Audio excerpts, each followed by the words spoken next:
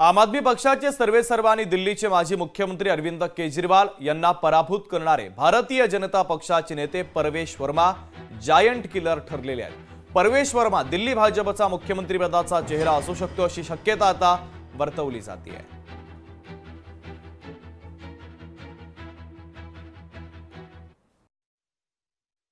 मैं दिल्ली की जनता का बहुत बहुत एक बार फिर से धन्यवाद करता हूं और ये जीत ये प्रधानमंत्री नरेंद्र मोदी जी की जीत है, ये सभी दिल्ली वासियों की जीत है। लंबे समय के बाद में यहाँ पर भारतीय जनता पार्टी की सरकार बनी है। सबसे खुशी की बात ये है कि जो दिल्ली में सरकार बनेगी वो प्रधानमंत्री जी के साथ में चलकर काम कर पाएगी।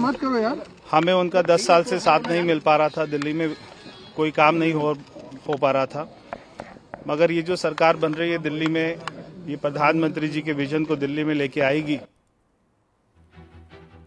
दरम्यान केजरीवालांचा पराभव करणाऱ्या परवेश वर्मा यांच्याबद्दल आपण माहिती पाहूयात, त्यांचा परिचय पाहूयात। परवेश वर्मा हे दिल्लीतील एका बड्या राजकीय कुटुंबातील सदस्य आहेत। मोठी राजकीय पार्श्वभूमी त्यांना आहे। भाजपचे नेते दिल्लीचे माजी मुख्यमंत्री साहेब सिंग वर्मांचे ते सुपुत्र आहेत। त्यांचे काका आझाद सिंग हे उत्तर दिल्ली महापालिकेचे माजी महापौर आहेत।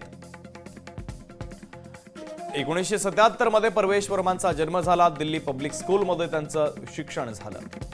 दिल्ली विद्यापीठाच्या किरोरी मल कॉलेजमधून कला शाखेची पदवी त्यांनी प्रदान केली। फोर स्कूल ऑफ मॅनेजमेंटमधून त्यांनी MBAचं शिक्षण घेतलं। 2013 मध्ये मेहरौली मतदारसंघाचं प्रतिनिधित्व करून त्यांनी राजकारणामध्ये प्रवेश केला।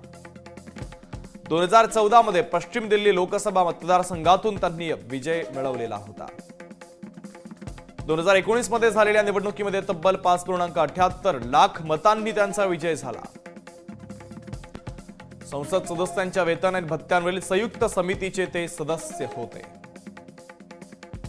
तर याच परवेश वर्मा यांनी अरविंद केजरीवाल यांचा पराभव केलेला आहे आणि त्यांचं नाव आता मुख्यमंत्री पदाच्या शर्यतीत आहे। लोकशाही मराठी ऐका, पहा, जागरूक रहा।